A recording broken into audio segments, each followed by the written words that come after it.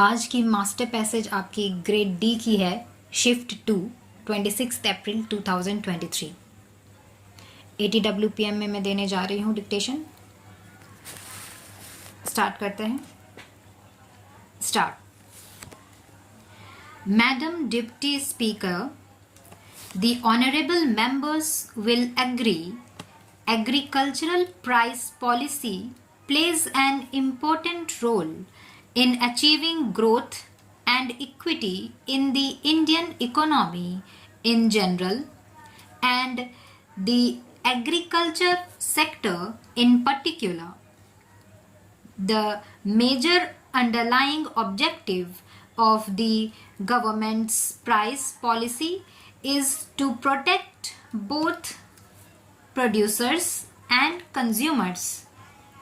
Food security at both the national and household levels is one of the major challenges faced in India today. Currently, the food security and price policy consist of three instruments, namely minimum support prices, buffer stocks, and the public distribution system. Agricultural price policy is important in achieving food security by improving production, employment, and incomes of the farmers. There is a need to provide remunerative prices to farmers in order to maintain food security and increase the incomes of farmers. In India, the agriculture price policies were made in the pre-independence period. The distribution of major food grains was started and maximum prices were fixed, but they were not strictly enforced. In the post-independence period, the objective of achieving food security was linked with meeting our requirements without disturbing the environment. The objective of the government's price policy for agriculture produce is to set prices with a view to encouraging higher investment and production in agricultural sector. Even though the government decided to purchase food grains at fixed prices, but there was no sharp decline in food prices. The demand for food grains, particularly rice and wheat, was on the increase from year to year as a result of growing population and rising incomes. Thus, a trend had developed towards increased level of consumption as well as shifting from coarse grains like maize, jawar, etc. to wheat and rice.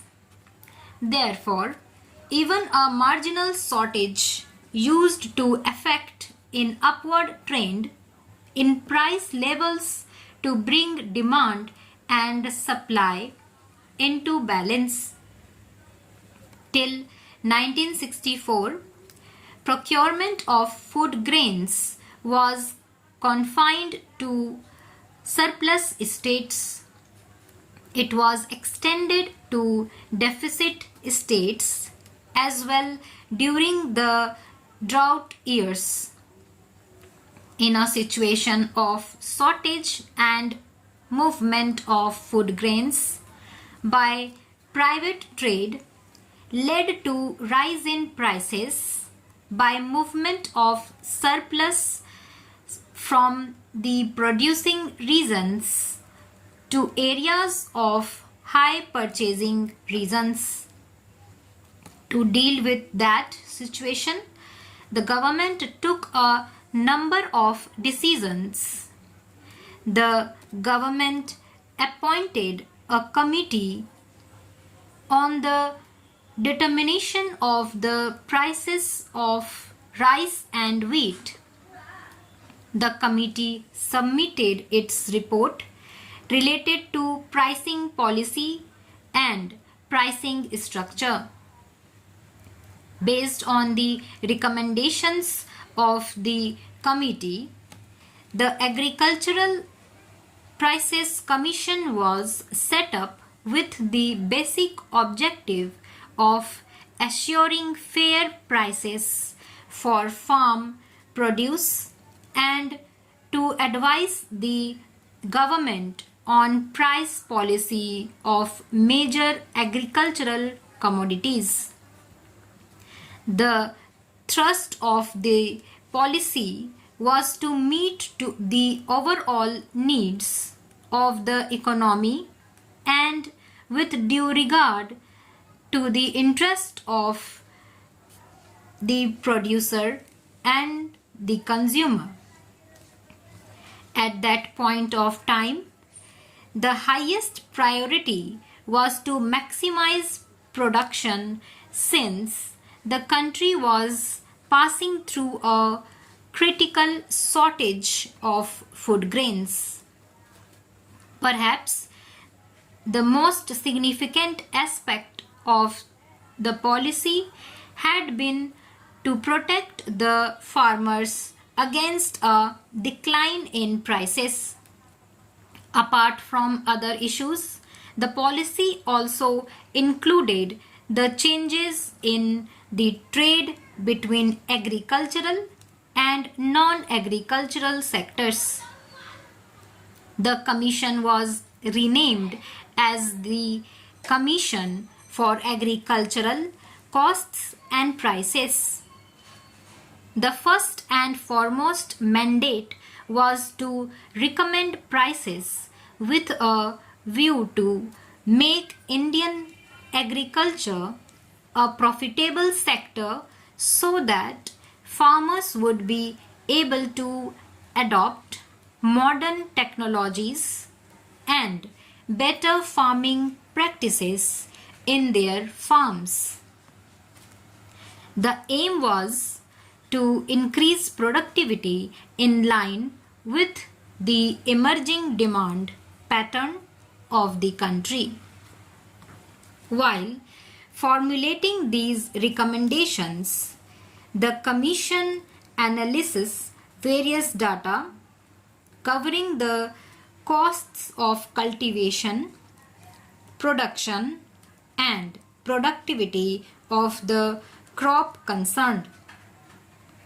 The basic data are generally collected from the state governments, central ministries, and the nodal agencies concerned with the implementation of agricultural price policy.